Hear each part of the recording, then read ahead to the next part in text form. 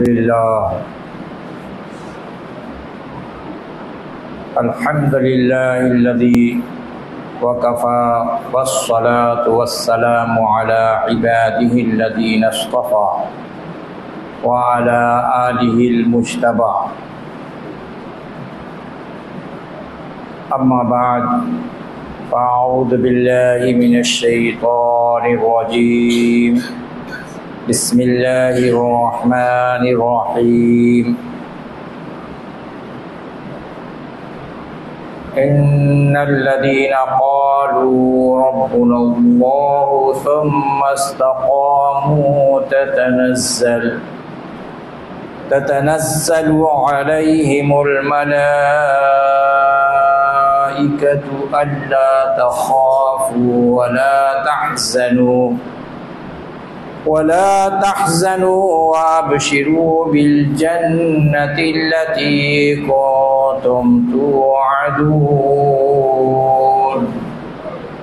صدق الله العلي العظيم وصدق رسوله النبي الأمين الكريم ونحن على ذلك لمن الشاهدين والشاكرين والحمد لله رب العالمین۔ نہایت ادب و احترام اور عقیدت و محبت کے ساتھ بارگاہ رسالت مآب صلی اللہ تعالی علیہ وسلم میں درود و سلام کا نذرانہ پیش کر لیجئے۔ اللہم صل علی سیدنا و نبینا و مولانا وملجانا محمد معظم الجود والکرم وآلہ واصحابہ وبارک وسلم صلاة وسلاما علیک یا رسول اللہ صلاة وسلاما علیک یا حبیب اللہ۔ رفیقان ملت و عزیزان گرامی، آج ہم شہزادہ اعلیٰ حضرت تاجدار اہل سنت مفتی اعظم عالم اسلام مصطفیٰ رضا خان علیہ الرحمۃ والرحمان کی بارگاہ میں خراج عقیدت پیش کرنے کے لیے جمع ہوئے۔ مجھے تو حضور مفتی اعظم علیہ الرحمۃ والرضوان کے زندگی کے گوشے کا کچھ علم بھی نہیں ہے، میں کیا عرض کروں۔ مولانا شفیع صاحب بیان کر رہے تھے، وہی اگر آگے چلتے رہتے اور وہ پوری بات بیان کر دیتے تو ہم سب کے لیے بڑا مفید اور کارآمد ہوتا، لیکن انہوں نے میرے متھے لگا دیا اور اتنی بڑی قیود اور اتنے شرائط لگا دیے کہ جس پر میں اتر ہی نہیں سکتا ہوں۔ بہرحال ٹوٹے پھوٹے الفاظ میں حضور آقائے نعمت دریائے رحمت حضور مفتی اعظم اسلام علیہ الرحمۃ والرضوان کی بارگاہ میں عقیدت و محبت کے پھول پیش کرتا ہوں۔ اللہ تعالیٰ اسے قبول فرمائے اور ہمارے لیے باعث نجات بھی فرمائے کہ جہاں پر اللہ کے محبوب بندوں کا ذکر ہوتا ہے تو تنزل الرحمہ، وہاں رحمت کا نزول ہوتا ہے۔ تو یقیناً بزرگان دین کا تذکرہ ہوا اور ہو رہا ہے تو یہاں پر رحمتوں کا نزول بھی ہو رہا ہے، اور اللہ کا فضل و کرم ہے کہ نزول رحمت سے جو چیز مانع ہو جاتی ہیں ہماری طرف سے اس سے بھی کچھ ہمارا عدول تو ہے ہی، اس لیے ہمیں یقین ہے کہ انشاءاللہ رحمت کا نزول ہو ہی رہا ہے۔ حضور مفتی اعظم عالم اسلام کی زندگی کا ہر گوشہ شریعت و طریقت کا منبع تھا۔ آپ کا ایک قدم بھی خلاف شرع کبھی اٹھتا ہی نہیں۔ آپ جو عمل کرتے وہ عین شریعت کے مطابق ہی ہوتا۔ کبھی آپ، میرے والد صاحب فرماتے ہیں کہ کبھی آپ بھولے سے بھی الٹے پاؤں میں جوتا نہیں پہنتے تھے، اور کبھی بھولے سے مسجد سے الٹے پاؤں سے نہیں نکلتے، وہ سیدھے پاؤں سے نہیں نکلتے، الٹا پاؤں ہی باہر نکالتے، اور جب مسجد میں داخل ہوتے تو سیدھے قدم ہی سے، بلکہ ہر صف کو آپ سیدھے قدم سے ہی پار کرتے تھے۔ کیونکہ میں یہ پہلے بھی بتا چکا ہوں کہ مسجد کا آگے کا حصہ جو ہے وہ پچھلے والے حصے سے زیادہ فضیلت کا حامل ہے۔ اسی وجہ سے تو سرکار دو عالم صلی اللہ تعالی علیہ وسلم ارشاد فرماتے ہیں کہ اگر اگلی صف کا اجر و ثواب جان لو تو بغیر قرآن اندازی کے تمہارے لیے جگہ ملنا مشکل ہو جائے گا۔ لیکن ہم تو آج اتنے مستغنی ہیں کہ جس کی انتہا نہیں۔ لگتا ہے کہ ہم نے اتنا اجر و ثواب جمع کر لیا ہے، اب ہمیں ضرورت ہی نہیں ہے۔ ہر ایک تم چلے جاؤ، تم چلے جاؤ، تم چلے جاؤ، یعنی اتنے مستغنی ہیں، اتنے بے پرواہ ہو گئے کہ اب ہمیں اجر و ثواب حاصل کرنے کی ضرورت ہی نہیں ہے۔ ارے صحابہ کرام رضوان اللہ تعالی علیہم اجمعین کی زندگی دیکھو، وہ تو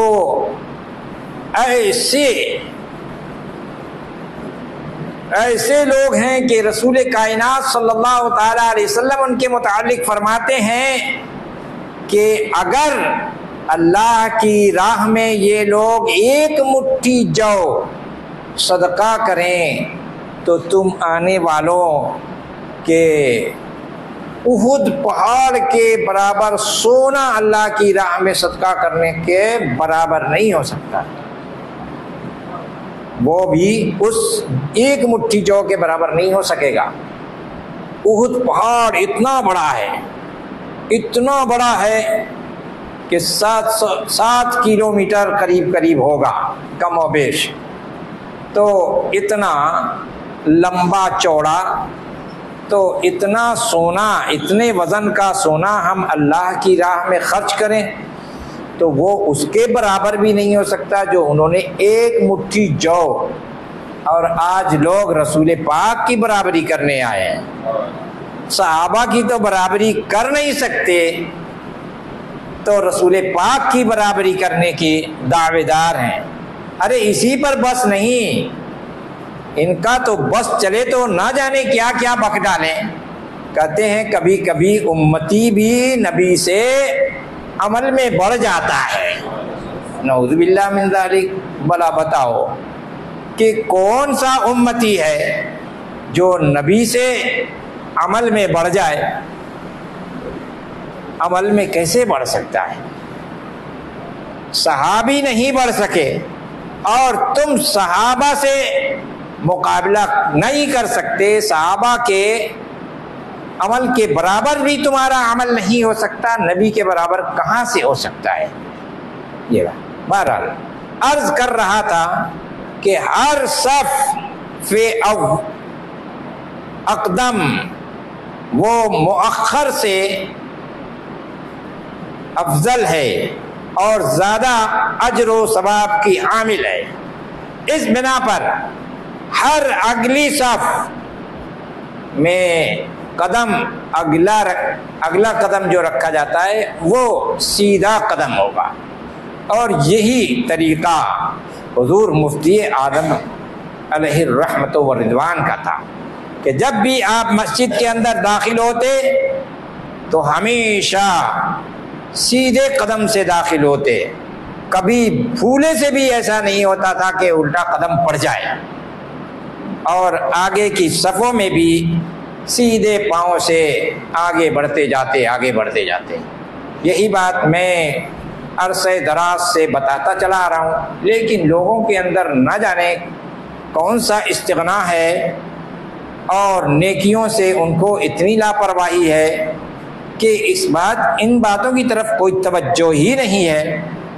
جب رسول پاک صلی اللہ علیہ وسلم اتنا اجر و ثواب پہلی صف کا بیان کرتے ہیں اور یہ 3 مرتبہ بیان فرمایا، یہ بھی دیکھو کہ اس کے بعد تو حضور نے وہی فرمایا، اسی کو فرمایا، پہلی صف کا اجر و ثواب اگر کوئی جان لے تو بغیر قرآن اندازی کے اس کو پہلی صف میں جگہ نہیں ملے گی۔ تو یہ، اور آپ مسا والی بات سن رہے تھے نا، مسا حضور مفتی اعظم مسا فرماتے یوں اور یوں، پورا ایسے ہی، یعنی ہم یوں کرتے ہیں نا کہ 3 انگلیاں استعمال کرتے ہیں، چھوٹ، خنصر، بنصر اور وسطیٰ، 3 انگلیاں دونوں ہاتھوں کی یوں ماتھے سے رکھ کے ہم صرف یہ انگلیاں ہی استعمال کر کے پیچھے تک گدی تک لے جاتے ہیں، پھر ادھر سے واپس ہتھیلی کو لگاتے ہیں، اور ان دونوں یعنی شہادت کی انگلی کو اور انگوٹھے کو ہم بچا کے رکھتے ہیں کہ شہادت کی انگلی سے کان کے اندر اور انگوٹھے سے کان کے بیرونی حصے کا مسح کریں گے۔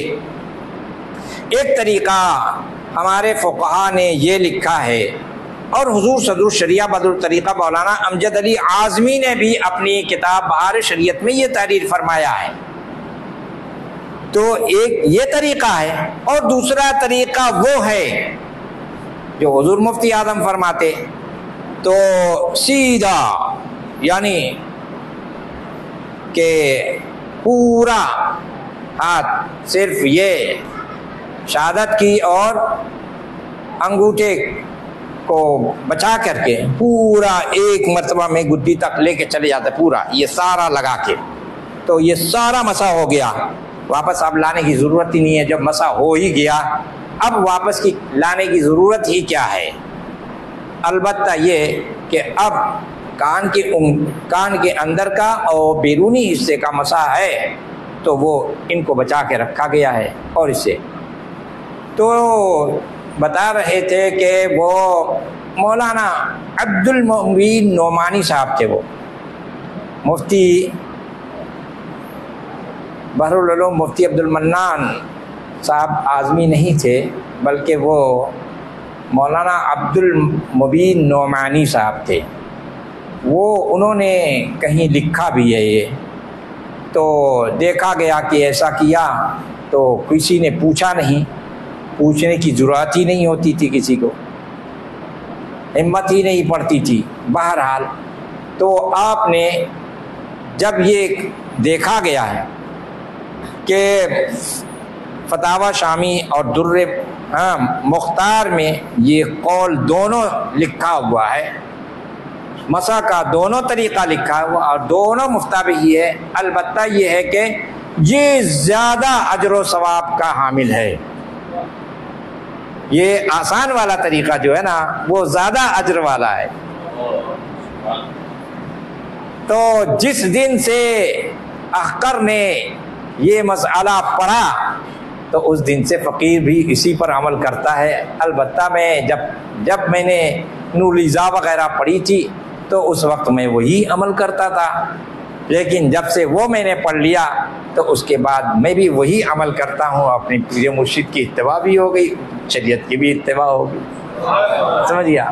تو وہ طریقہ اپنے حضور مفتی اعظم علیہ الرحمت والرضوان پر ہر چیز منکشف ہوتی تھی، کوئی چیز ان سے اوجھل نہیں ہوتی۔ یہ اور بات ہے کہ آپ ہر وقت اس کا اظہار نہیں فرماتے، لیکن جب وقت ہوتا تو وہ بات سامنے آ جایا کرتی تھی۔ جیسے مثال کے طور پر ایک مرتبہ حضور مفتی اعظم رضی اللہ تعالی عنہ ایک جگہ گئے اور کئی دنوں تک وہاں قیام رہا۔ لوگ آمد پر جوگ ملنے کے لیے، دعاؤں کے لیے، تعویذ کے لیے، آپ کی زیارت کے لیے آتے تھے، اور تعویذ پہ تعویذ، تعویذ پہ تعویذ، اتنا تیز تعویذ لکھا کرتے تھے کہ ہم لوگ اتنی تیز تعویذ نہیں لکھ سکتے۔ اور ہمیشہ آپ جو خانے کی لکیر کھینچتے وہ کبھی الٹے طرف سے نہیں کھینچتے، ہمیشہ سیدھی جانب سے کھینچتے، ہمیشہ اس طرح کھینچتے لکیریں، اور بالکل سیدھی ہوتی تھی، کوئی اسکیل لگانے کی ضرورت نہیں ہوتی تھی، ہمیشہ ایسے ہی۔ اور تعویذات کے انبار لگ جاتے۔ ایک مرتبہ ایسا ہوا کہ تعویذ جو لوگوں نے فرمائش کی ہوئی تھی، سارے لوگوں کا تعویذ لکھ دیا اور صاحب خانہ کے حوالے کر دیا، یہ فلاں کا، یہ فلاں کا، یہ فلاں کا، یہ فلاں کا، سب ایک تعویذ اپنے ہاتھ میں بچا کے رکھا۔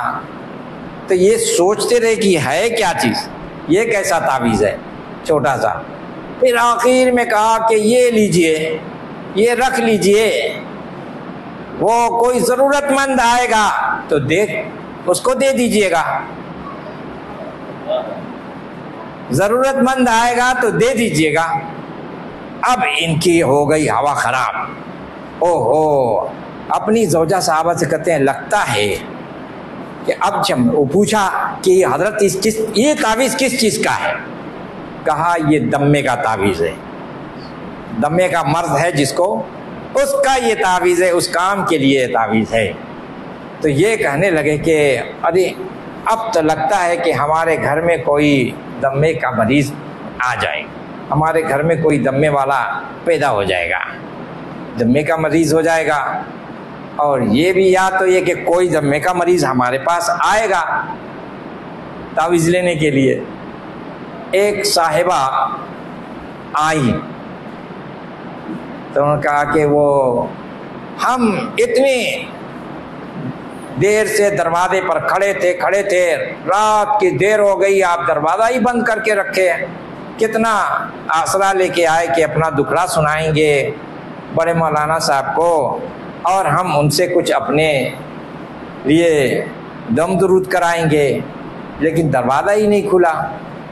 بالآخر ہمیں واپس چلا جانا پڑا، تو واپس چلے گئے۔ بہرحال وہ آگے شکایت کر رہی تھیں تو کہا کہ نہیں، اب آپ کی ضرورت کیا تھی، آپ کس لیے تعویذ لینے آئی تھی، کیا مسئلہ تھا آپ کا؟ کہا کہ وہ مجھے دمے کی بڑی شکایت ہے عرصہ دراز سے، اس کے لیے مجھے ایک تعویذ لینا تھا حضرت سے، اور کچھ نہیں۔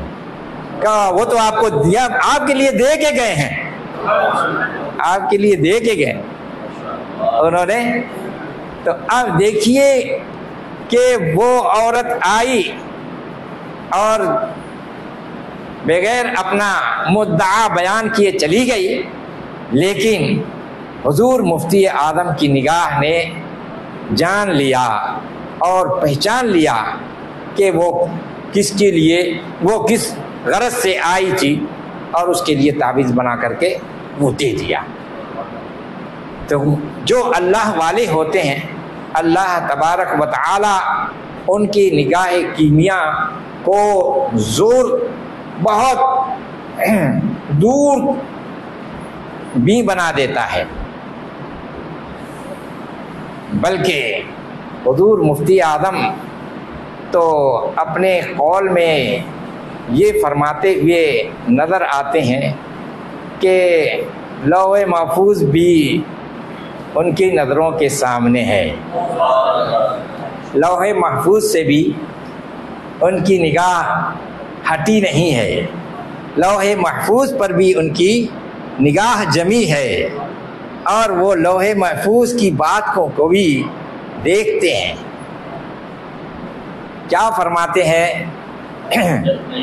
عجب نہیں کہ لکھا لوح کا نظر آئے، عجب نہیں، یہ کوئی بہت عجیب و غریب بات نہیں ہے، کوئی بہت بڑی بات نہیں ہے کہ لوح محفوظ میں جو لکھا ہوا ہے وہ نظر آئے، عجب نہیں، یعنی بہت یہ کوئی عجیب و غریب بات نہیں ہے، لوح کا لکھا ہوا نظر آ جائے گا۔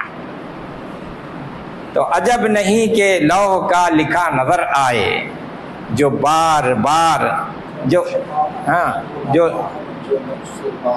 جو نقش پا کا لگاؤں غبار بار بار آنکھوں میں۔ سمجھ گئے آپ؟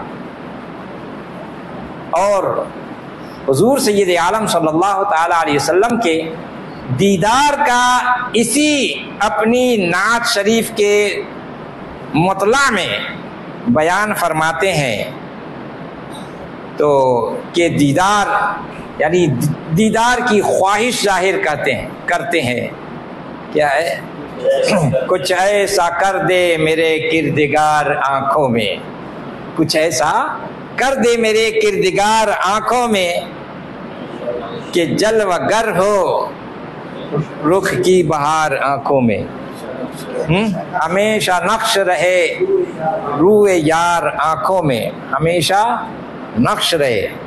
تو ہمیشہ نقش رہنے کا کہ یہ التجا اور یہ ان کی گویا خواہش ہے، دیدار کچھ ایسا کر دے میرے کردگار آنکھوں میں کہ ہمیشہ نقش رہے روئے یار آنکھوں میں۔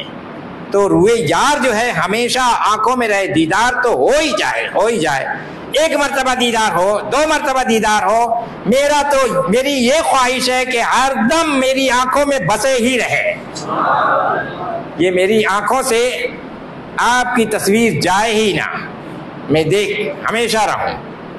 اور ہمیشگی ایسی ہے کہ جناب جب قبر میں بھی جائیں گے تو اس وقت بھی کہتے ہیں کہ فرشتوں پوچھتے کیا، فرشتوں پوچھتے ہو کس کے امت ہو، فرشتوں پوچھتے ہو کس کی امت ہو، لو دیکھ لو یہ ہے تصویر یار آنکھوں میں، لو دیکھ لو یہ ہے تصویر یار آنکھوں میں۔ تو ان کی آنکھوں میں رسول پاک صلی اللہ تعالی علیہ وسلم کی تصویر ہمیشہ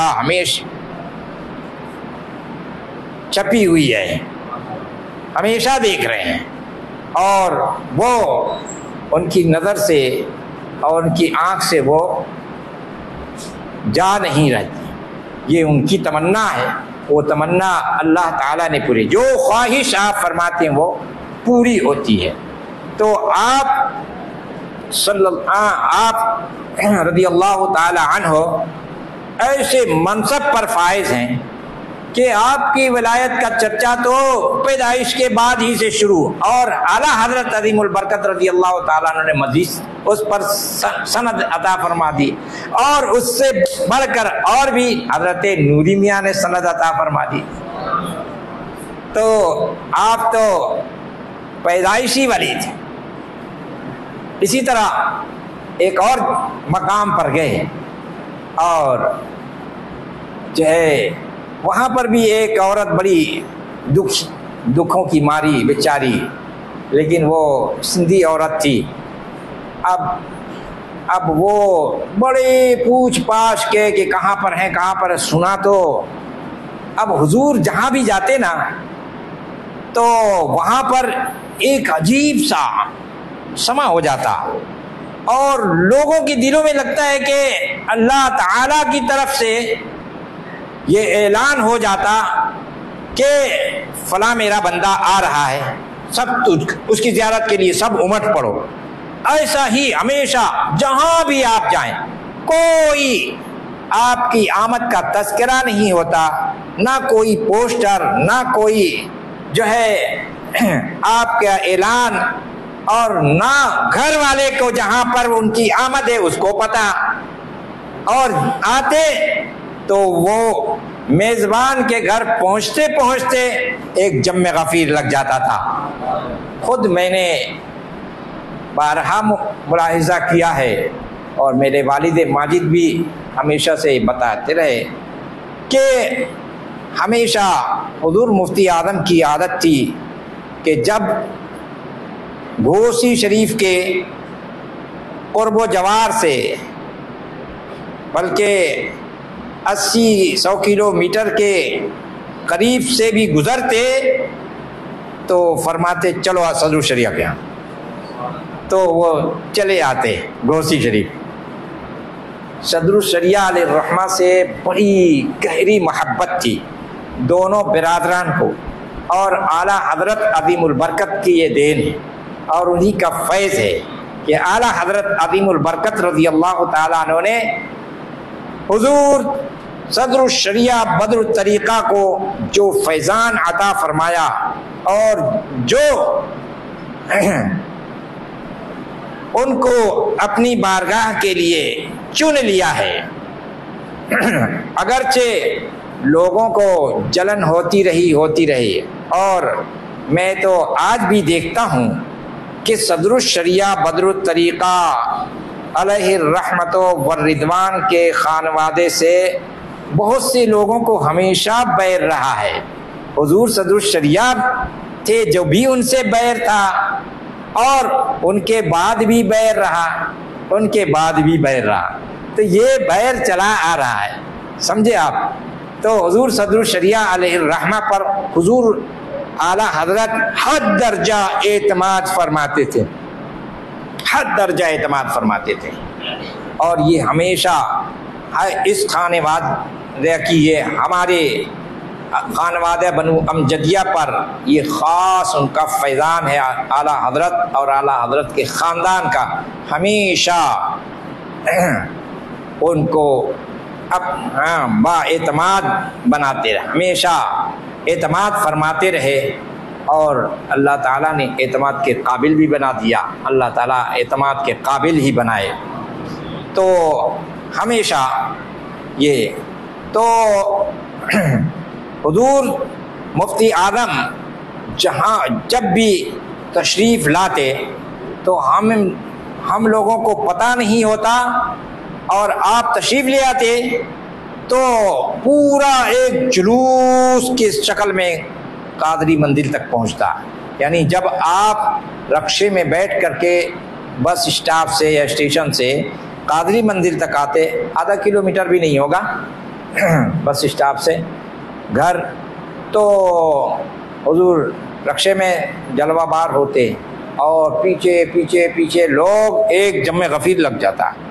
تو اسی طرح جیسے حدیث پاک میں آیا کہ اللہ تبارک و تعالیٰ اپنے جس بندے سے محبت فرماتا ہے تو حضرت جبرائیل سے کہتا ہے اے جبرائیل میں فلاں بندے سے محبت کرتا ہوں، تو بھی محبت کر، اور جا آسمانوں میں اعلان کر دے کہ اللہ تعالیٰ اور میں فلاں بندے سے محبت کرتے ہیں، تو اے آسمان والو تم سب اس بندے سے محبت کرو۔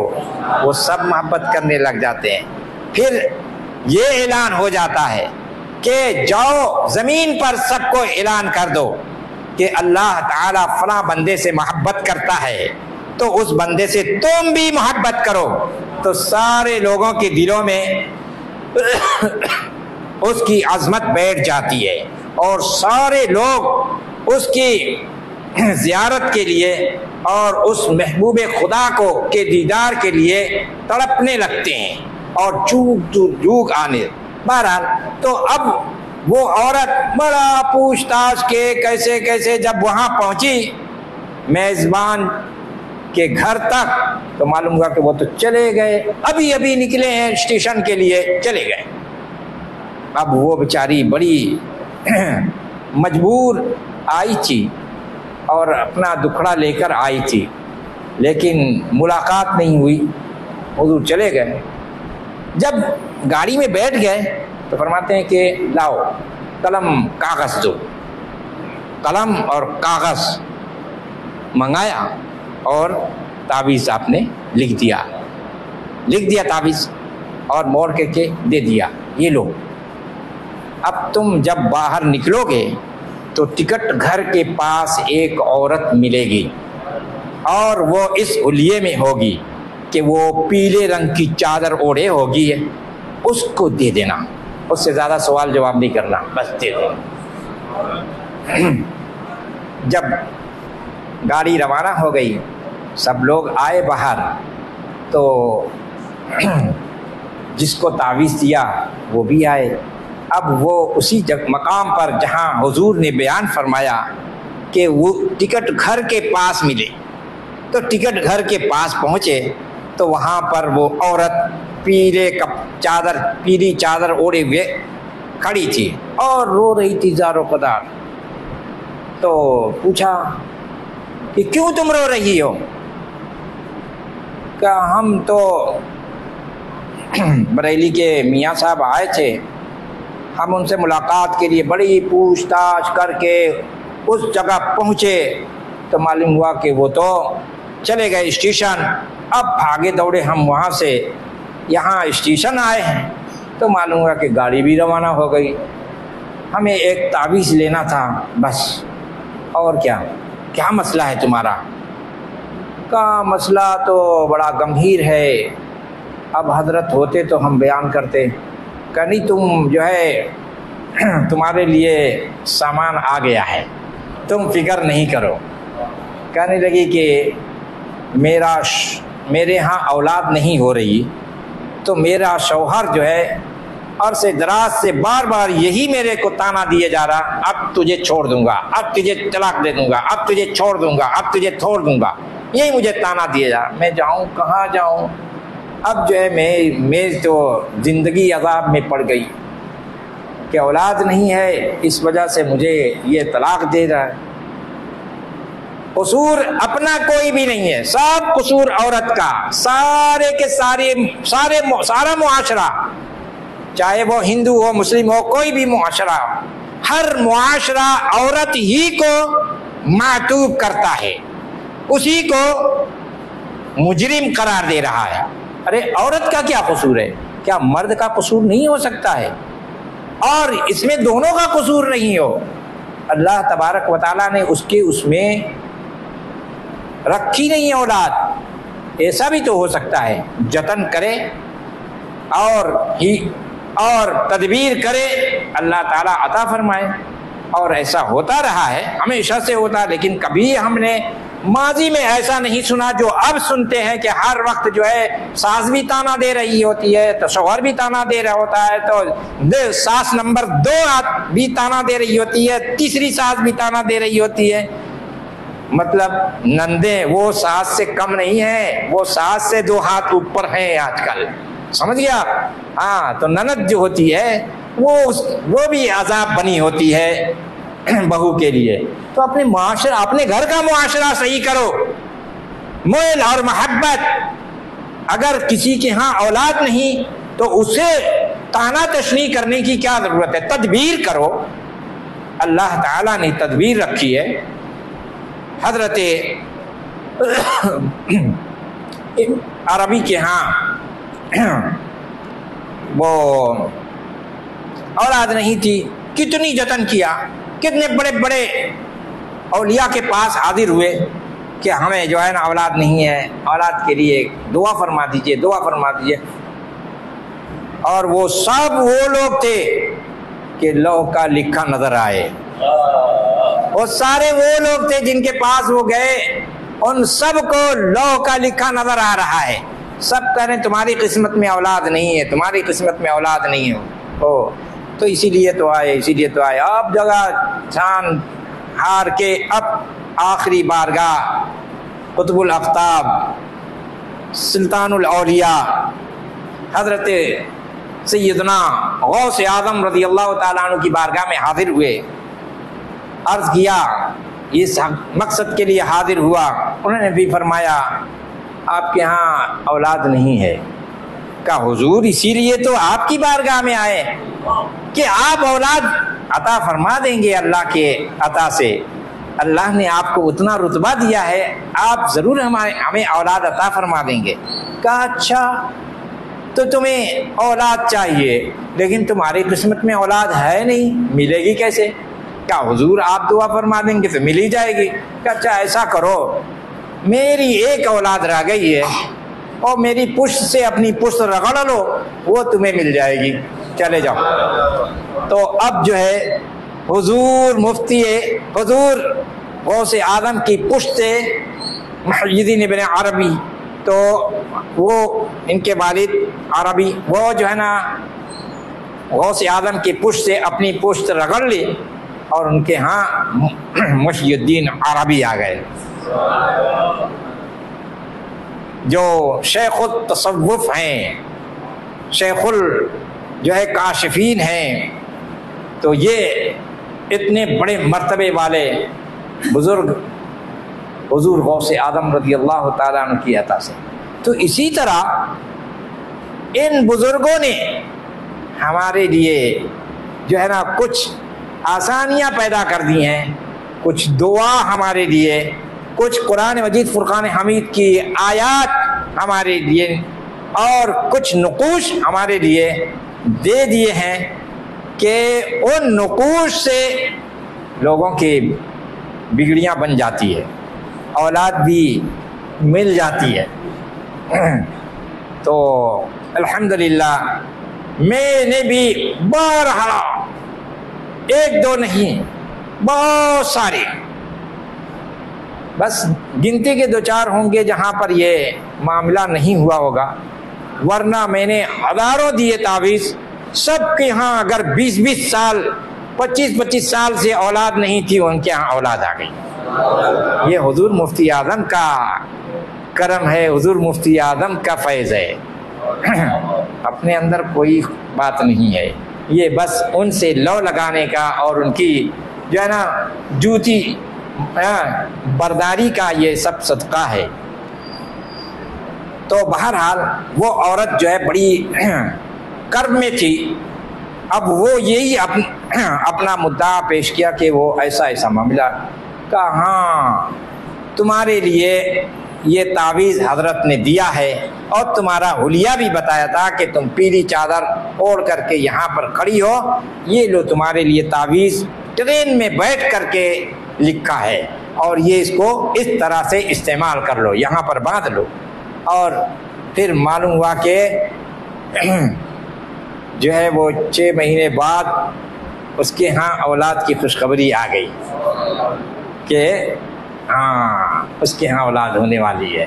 تو ایسا تو حضور ایسے یعنی ایسا اللہ تعالیٰ نے ان کو کشف عطا فرمایا کہ جو بھی آپ کی بارگاہ میں آ کر کے یعنی جہاں آپ ہیں وہاں پر آ کر کے خالی ہاتھ نہیں لوٹتا، اس کے لیے آپ کوئی نہ کوئی ذریعہ اور اس کے لیے وہ جو اس کی ضرورت کی چیز ہے وہ اسے عطا فرما دیتے ہیں، آپ اس کو خالی ہاتھ نہیں جانے دیتے۔ ایسے بارہا ہوا، بہت مرتبہ ایسے ہوا۔ اور اللہ تعالیٰ کے یہ محبوب بندے ہیں تو یہ لا خوف علیہم ولا هم یحزنون کی تصویر ہوتے ہیں، اور جو اللہ تبارک و تعالی ان کو رتبہ عطا فرما دیتا ہے تو یہ جو اپنی زبان سے بولتے ہیں نا وہی ہوتا رہتا ہے، وہی ہوتا رہتا ہے۔ آپ دیکھ لیں بہت سارے جو ہے امروہہ میں ایک بزرگ، 2 بزرگ ہیں، ایک بزرگ نے کہا دوسرے بزرگ سے جلال برے ہیں. اب یہ جلال برا ان کی دونوں کی آپس میں کوئی لڑائی کہہ لیں جو بھی کہہ لیں ہو گئی. تو انہوں نے کہا جلال میں کہ تیری قبر پر گدھے ہوں گے. کہا ہاں ٹھیک ہے آپ نے فرما دیا تو ہوں گے لیکن لید اور پیشاب نہیں کریں گے. اچھا. انہوں نے بھی جلال میں آ کر کہا تیری قبر پر بچھو ہی ہوں گے. کہا ہاں ہوں گے تو لیکن کسی کو ڈسیں گے نہیں. وہ ہاتھ میں لے کر لیے رہیں گے تو وہ ڈسیں گے نہیں. ہاں باہر جائیں گے تو ڈس دیں. چنانچہ آج بھی یہ منظر ہے کہ جس کا بھی گدھا گم ہوتا ہے تو وہیں پر چلا جاتا ہے تو وہاں پر اس کا گدھا مل جاتا ہے. اور بچھو بھی وہاں پر اس دوسرے مدار پر بچھو بھی ہوتا ہے اور وہ لے کے لوگ بچے بھی کھیلتے رہتے ہیں. جتنے زائرین آتے ہیں وہ ہاتھ میں اٹھا لیتے ہیں. کوئی ڈنک نہیں مارتا کبھی. لیکن جو باہر اگر آستانے سے باہر گیا تو کام اس کا ہو گیا. پھر وہ نہیں بخشتا, وہ تو پھر ڈنک مار دیتا ہے بچھو. سمجھ گیا آپ. اسی طرح احمد آباد میں بھی دیکھ لیجئے کہ حضرت قطب عالم شاہ رحمۃ اللہ تعالی علیہ جب آپ نکلے تہجد کے لیے ٹھوکر لگی تو آپ کی زبان سے جو نکلتا گیا وہ اس میں ملتا گیا, بنتا گیا. حقیقت اس کی بدلتی گئی. ہوگی تو کوئی ایک ہی چیز رہی ہوگی نا. کوئی لوہا ہوگا, لکڑ ہوگا, پتھر ہوگا, کوئی بھی ہوگا, ایک ہی چیز ہوگی. لیکن یہاں تو جو ہے نا, اور یہ بھی کوئی پروگرام نہیں ہے, یہ تو اضطراری طور پر ایک آدمی کے زبان سے نکل ہی جاتا ہے. کبھی بھی جو ہے نا کسی کو ٹھوکر لگ جاتی ہے, بے وقوف لوگ ہیں راستے میں ڈال دیتے ہیں. اور ہماری تو کراچی والوں کی تو عادت ہی ہے کہ راستے میں خوب زیادہ سے زیادہ جو ہے وہ کوڑا کرکٹ ڈالو اور جو ہے غلاظت ڈالو تاکہ لوگوں کو آسانی ہوئے اور لوگوں کو تکلیف نہ ہوئے. تو یہ ساری چیزیں ہم جو ہے نا ہم کراچی والے بڑا اہتمام کے ساتھ یہ کام کرتے ہیں. بڑا اجر و ثواب ہے, بہت اجر و ثواب ہے. رسول پاک صلی اللہ تعالی علیہ وسلم ارشاد فرماتے ہیں کہ شعبۃ الایمان 60, ایمان کے 60 شعبے ہیں. اعلیٰ کلمۃ لا الہ الا اللہ وادناها اماطۃ الاعداء عن الطریق. رسول پاک تو یہ فرماتے ہیں کہ ایمان کے 60 شعبے ہیں, ان میں سب سے افضل, سب سے اعلیٰ لا الہ الا اللہ ہے, اور سب سے کم تر, سب سے ادنا, سب سے چھوٹا کیا ہے؟ راستے سے تکلیف دہ چیز کو ہٹا دینا. اور ہم کیا کرتے ہیں؟ تکلیف دہ چیز کو راستے پر لگا دینا. ہمارا کام یہ, سمجھے آپ. ہم عرصے دراز سے بولتے رہتے لیکن کسی کی کھوپڑی میں یہ بات گھستی نہیں ہے, یا یہ کہ کان میں گھستی ہے تو دوسرے کان سے نکل جاتی ہے. ابھی کسی مسلمان کو کیا, کسی بھی انسان کو ہمارے کسی بھی عمل سے تکلیف پہنچی ہے تو اس کا بہت بڑا گناہ ہے. یہ سمجھ میں کیوں نہیں آتی؟ یہ چیز ہمارے سمجھ میں نہیں آتی.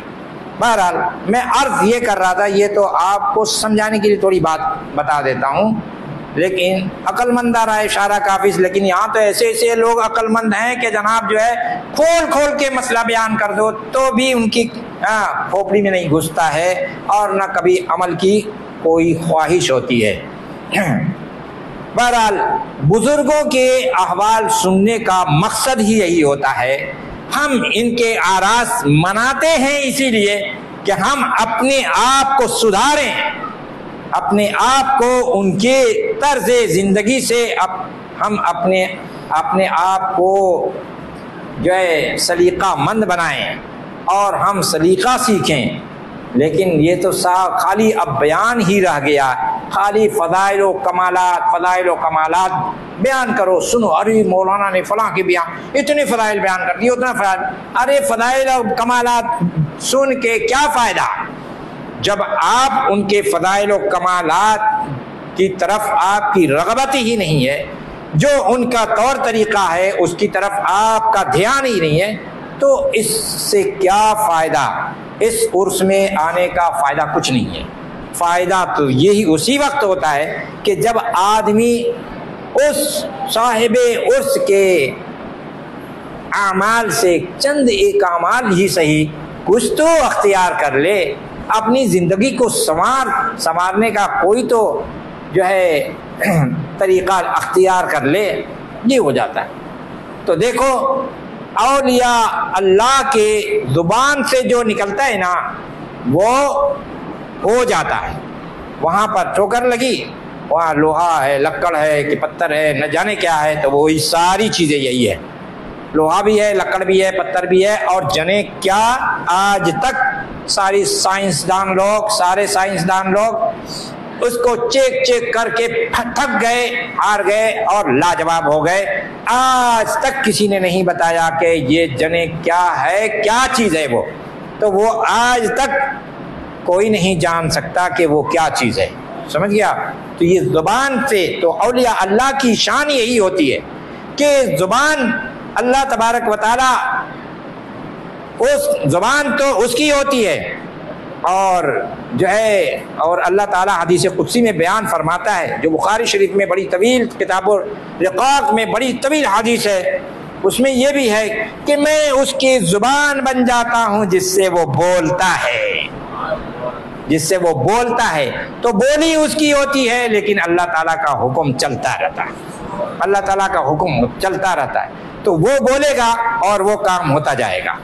تو یہ ایسے تو ان نفوس قدسیہ میں حضور مفتی اعظم رضی اللہ تعالی عنہ بھی ہے کہ یہاں آپ کی زبان مبارک سے جو نکلا تو وہ ہو ہی جاتا ہے، اور بالکل اس میں کوئی دو رائے نہیں ہوتی ہے، اور آپ کی نگاہ ولایت پر سے سب کچھ آیا ہے۔